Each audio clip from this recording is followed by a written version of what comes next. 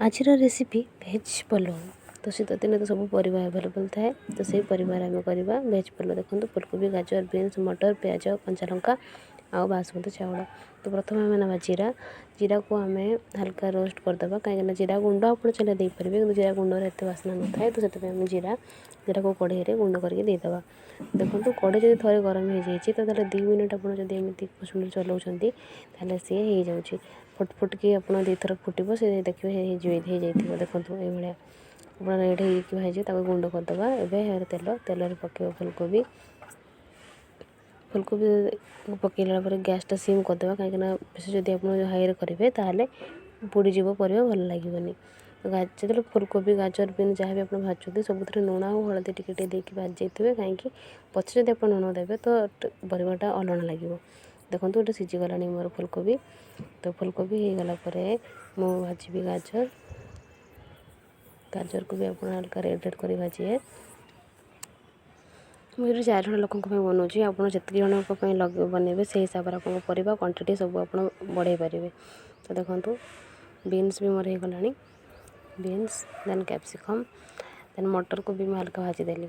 ତେଲ ଟିକେ ବଳିଥିଲା ତ ମଟରକୁ ବି ମୁଁ ସେମିତି ଭାଜିଦେଲି। ଦେନ୍ ଆଉ ଟିକେ ତେଲ ପକାଇକି ସେଥିରେ ଦେଲି ପିଆଜ, କଞ୍ଚା ଲଙ୍କା, ତାକୁ ଦେଇକି ଏମିତି ରୋଷ୍ଟ କରିଦେବି, ହାଲକା ବ୍ରାଉନ୍ ହେଇଯିବ। ହାଲକା ବ୍ରାଉନ୍ ହେଲା ପରେ ସେଥିରେ ମୁଁ ଦେଲି ଅଦା ଏମିତି କୁରିକି ଦେଇଦେଲି, ଆପଣ ଚାହିଁଲେ ତାକୁ ପେଷ୍ଟ କରିକି ଦେଇପାରିବେ। ଦେନ୍ ପକାଇଦେଲି ଯାହା ବି ସବୁ ମସଲା ସାଙ୍ଗରେ ଆମର ଯେଉଁ ଫୁଲକୋବି, ଗାଜର, ବିନ୍ସ ସବୁ ଦେଇଥିଲା, ସବୁ ମସଲା ଏବେ ସାଙ୍ଗରେ ପଡ଼ିବ। ସବୁ ଦେଇଦେଲେ। ଦେଖନ୍ତୁ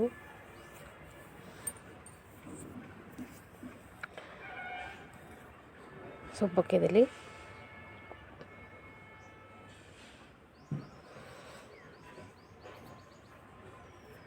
ଏବେ ତ ଚାଉଳକୁ ଆମେ 15-10 ମିନିଟ୍ ପାଇଁ ବତୁରାଇ ଦେଇଥିବା, କାହିଁକିନା ଯଦି ବତୁରାଇବାନି ସେ ଭାଜି ହେବନି। ତ ତାକୁ ଭଲସେ ବତୁରାଇ ଦେଇକି 10-15 ମିନିଟ୍ ବତୁରାଇଲେ ବି ବହୁତ।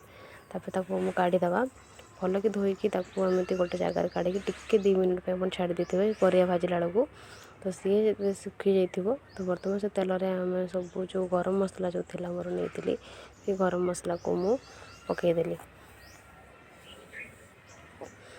ଏପଟେ ଦେଖ ଚାଉଳକୁ ଯେଉଁ ଶୁଖିଯାଇଛି ସେ ଭଲରେ, ତାକୁ ଏବେ ନେଇକି ତାକୁ 5-7 ମିନିଟ୍ ପର୍ଯ୍ୟନ୍ତ ତାକୁ ରୋଷ୍ଟ କରିବି। ହେଲେ କ'ଣ ହେବ କି ଚାଉଳଟା ଲାଲିଆ ହେଇକି ହେଇଯିବ। ଆଉ ଯଦି ଆପଣ ଟିକେ କଞ୍ଚା ରହିଯିବ ଚାଉଳ, ମାନେ ଆଉ ଭାଜି ହେବନି, ଦେନ୍ ପଲଉଟା ବି ଟେଷ୍ଟ ଭଲ ଲାଗିବନି, ଭାତ ଭଳିଆ ହିଁ ଲାଗିବ। ତ ତାକୁ ଆମେ ଏମିତି ହାଲକା ରୋଷ୍ଟ କରିଦେବା। ଦେଖନ୍ତୁ 5-7 ମିନିଟ୍ ରୋଷ୍ଟ କରିବାକୁ ପଡ଼ିବ ତାକୁ। ତ ଦେଖନ୍ତୁ କଲର୍ ଦେଖାଯାଉଛି ଟିକେ ଲାଲିଆ। ତ ଏବେ ହେଇଗଲାଣି ଚାଉଳ। ଏବେ ତାକୁ ପକାଇବା ପାଣି ମୁଁ ଯେତିକି ଚାଉଳ ନେଇଥିଲି ତା'ର ଡବଲ୍ ପାଣି ଦେଉଛି। ଦେଖନ୍ତୁ ଥରେ, ଦେନ୍ ଆଉ ଥରେ 2 ଥର ମୁଁ ଯେହେତୁ ନେଇଛି ତ 2 ଥର ଯାକ ପାଣି ପକାଇଲି। ତ ଆପଣ ଯେତିକି ଚାଉଳ ନେଇଥିବେ ତା'ର ଡବଲ୍ ପାଣି ଦେବେ। ଚାଉଳକୁ ଏମିତି ହେଇଗଲା ପରେ 2-5 ମିନିଟ୍ ପାଇଁ ଆପଣ ଏମିତି ଗୋଳେଇବେ।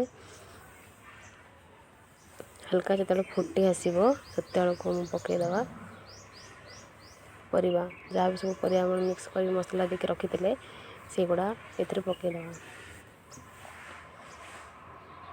ଆପଣ ଚାହିଁଲେ ୟା ଉପରେ ବି ଯଦି ଅଧିକା ମସଲା ଯେଉଁ ପଲଉ ମସଲା ହେଲା, ବିରିୟାନୀ ମସଲା ଯେଉଁ ଥାଏ ତାକୁ ପକାଇ ପାରିବେ। ମୁଁ ଆମ ଘରେ ମସଲା ସବୁ କମ୍ ଖାଆନ୍ତି, ତ ମୋ ମସଲା ମୁଁ କମ୍ ପକାଉଛି। ଆପଣ ଚାହିଁଲେ ତ ତାକୁ ଅଧିକା ବି ଦେଇପାରିବେ। ଦେନ୍ ଆକୁ ମୁଁ ଘୋଡ଼େଇ ଦେଉଛି 10 ମିନିଟ୍ ପାଇଁ ସିମ୍ କରିକି ତାକୁ ଘୋଡ଼େଇ ଦେଇକି ଛାଡ଼ିଦେବି। 10 ମିନିଟ୍ ପରେ ମୁଁ ତାକୁ ଖୋଲିକି ଦେଖିବି। ସିମ୍ରେ 10 ମିନିଟ୍ ହେଇଗଲା ପରେ ଦେଖନ୍ତୁ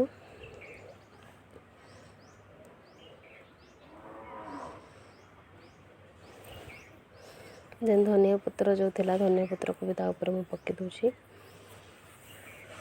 ଧନିଆ ପତ୍ର ତ ଗୋଟେ ମେନ୍ ଇନଗ୍ରିଡ଼ିଏଣ୍ଟ କହିଲେ ଚଳେ। ଶୀତଦିନେ ସବୁଥିରେ ପଡ଼େ, ସବୁ ଭଲ ବି ଲାଗେ। ଶୀତଦିନେ ମୁଁ ଧନିଆ ପତ୍ର ପକାଇଦେଲି। ମୋର ପଲଉ ବି ମୋର ରେଡ଼ି ହେଇଗଲାଣି ପୁରା।